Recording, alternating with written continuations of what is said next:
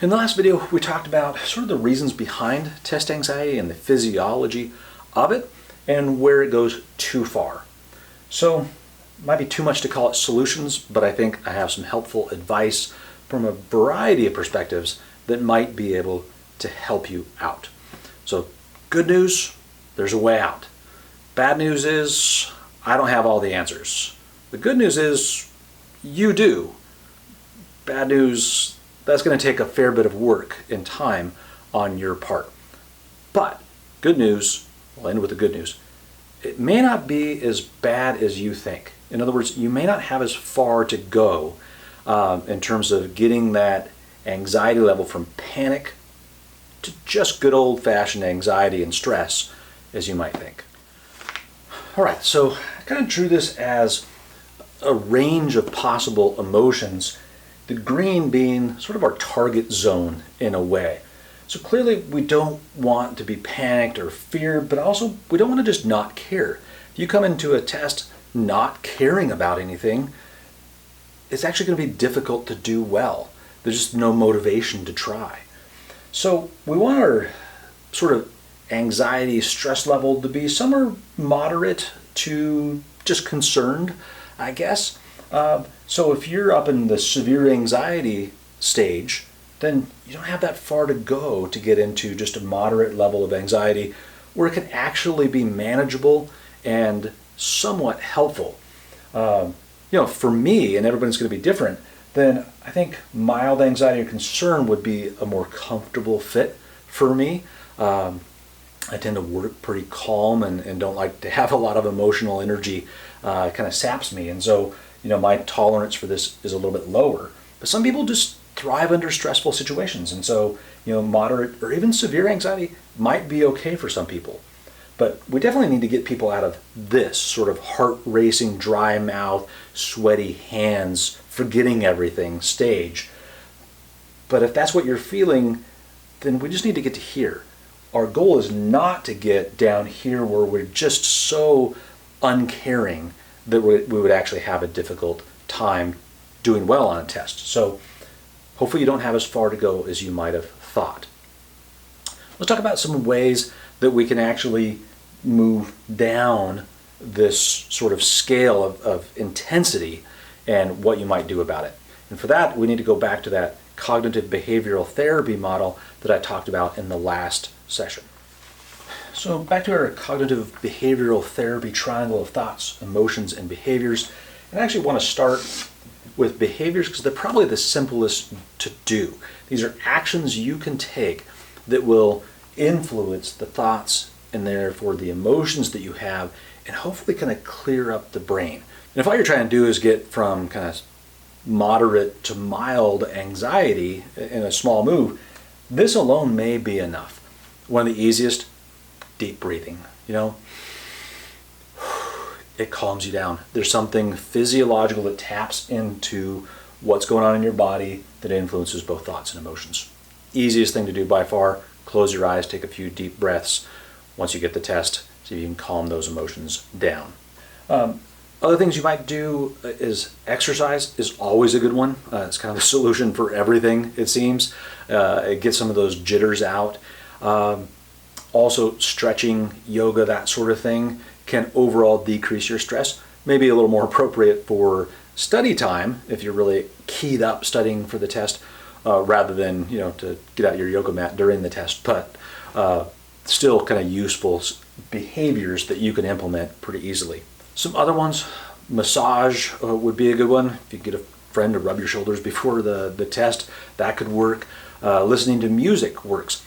And here we're looking for the sort of the opposite of what Olympic athletes do. They're listening to pump you up sort of music to get them excited, but you want to listen to the music that will calm you down and brings you happy feelings, basically. Anything that brings you comfort, whether that's a soft rabbit's foot or whatever, can be helpful. Nice cup of coffee. But on that front, caffeine is a big one, stimulant for people. Not overdoing it or underdoing it on caffeine are both important, right? That is really going to increase your anxiety because it's increasing your emotions and thoughts in terms of the caffeine being a stimulant that's going to cause your heart to race, which is going to feed back on the emotions and make you more anxious. So tone it down on the caffeine, but don't go to zero, right? You can't go to 5 Red Bulls a day to none. That's going to zap you too. Also, just taking care of yourself. Having a good breakfast, with plenty of carbohydrates and proteins to balance you out, give you the fuel that you need so you're not run down. And that's just kind of basic self-care. I don't know that that's really cognitive behavioral therapy.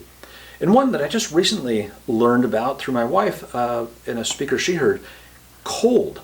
Especially if you hold something cold in your hands, ice cube, or if you have a really, really cold bottle of water, if you put your hands around that, cold seems to really just decrease anxiety, kind of the same way that deep breathing does. So all those are different behaviors that you might try to just bring things down a notch. When it comes to emotions then, really more up to you. Kind of back to what I was talking about under behaviors with anything comforting, any sort of self-care that you can do to make yourself comfortable is important. And this might even be if you are going to class right after work and you have a really stressful job. See if you can get out a little bit earlier than usual, or maybe have that morning off. Just an idea if it's possible for you to just come in with less anxiety. Try to have some positive self-talk, right? Just kind of like the athletes do before testing. I'm like, gonna do great, I got this. Anything like that. And remember, anxiety, excitement are really kind of very similar emotions. And so can you take any piece of that, maybe not entirely, and turn it into excitement? Like, I really have this one topic down. I know that. I really hope there's a question on that one because I want to show what I know about that particular thing. Anything you can do, whether you strongly believe it or not, again, we're not looking for some sort of transformation of you as a human being. We're just looking to ratchet down the stress level a little bit. So any little thing that you can do would help in terms of managing your emotions, comforting yourself, positive self-talk. Also, avoiding stress like other students. Some people are just very comforting to you and they're very positive. Hang out with those people before the test. Sometimes right outside the classroom is just a crucible for stress for students. They start talking about what they know and didn't know, and did you understand that? And then all of a sudden you weren't stressed, but now you are because everybody else is stressed and it's spreading to you. So sometimes just avoiding those situations right before a test is all people need. The other one on this, and there'll be more to come on that with thoughts, but a little introspection. When do you panic? When are you afraid? What are your triggers? Why do you think you get afraid of tests? Why that emotional response? And that's something that you really have to sort of dig into yourself. It may be obvious. Maybe you failed some big test in your sophomore year of high school, and ever since then it's just been a train wreck. Go back to that event. Clear the slate. Something where you can sort of manage your emotions and take some control of them. Finally, thoughts. And this just requires you to take some time and sit down and think through a few things. Quite a bit of overlap with emotions here as well. One exercise I've done and others have studied, and I personally have found it to be effective for students, as have other researchers, is to write down all your concerns and worries right before the test. So instead of hanging out at front of the room with all those stressed out students, just find a little quiet place to write down, this is why I'm scared. This is what really concerns me about this test. And somehow just that's cathartic. It gets those emotions out and they tend to plague students a little less. At least that's the idea, but it does seem to have some effect. Nothing transformational, we're not going from F's to A's, but a few percentage points. And that's something. You might also just think about in general, why does this matter? How much do grades matter? How much does this class matter? This test matter? Even break it down to how much does this question, number 5 on test number 2, how much does this question matter? And so sometimes those events that might really trigger you into this downward spiral of thinking and emotions about I don't know the answer to this question, and so I'm not going to know any others, and so now I'm really panicked. You can stop and capture some thoughts and say, question number 5 is worth 2 points. There's 1,000 points in this class. I'm just going to skip this one because I don't need that stress. So that's one strategy as well, kind of capturing those thoughts and really analyzing them, sort of, metacognition, thinking outside of yourself, thinking about how your thoughts are working. The other one, in terms of thoughts that everyone should do, is to assess how well do you really know the material. And hopefully it's pretty well. But there's kind of 2 extremes to avoid here.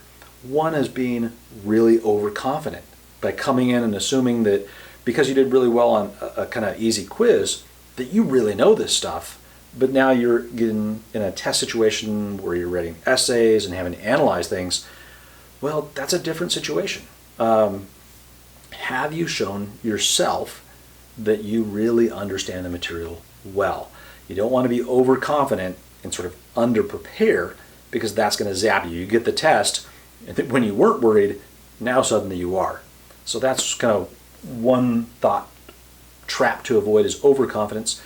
The other one is underconfidence. A lot of people suffer from what some will call the imposter syndrome. I don't really belong here. I'm really not smart enough. I'm not like these other people.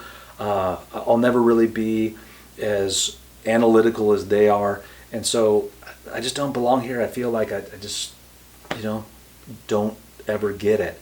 And that sort of underconfidence can really zap you as well. I'm sure you know more than you think you do, but if you're constantly underconfident, that can be a real problem as well. The goal is to be right in the middle, to be realistic and understand how well you know the material. If you come in thinking, I know it pretty well, I'd be pretty happy with a B, then that sets your expectations a little better, right? If you're expecting an A+ and you get a C, that's a huge letdown. If you're expecting a B and you end up with a C+, a lot less of a letdown. And also just look for improvement, right? A 10% improvement would be huge in terms of test performance. And so, one test going from a 70% up to an 80% is a gigantic leap. And so set those sights realistically as well. People don't go from 8th place to gold medal, over the course of one race. And don't expect that of yourself either. Give yourself a break. Any small improvement that you can make along the way is all good stuff.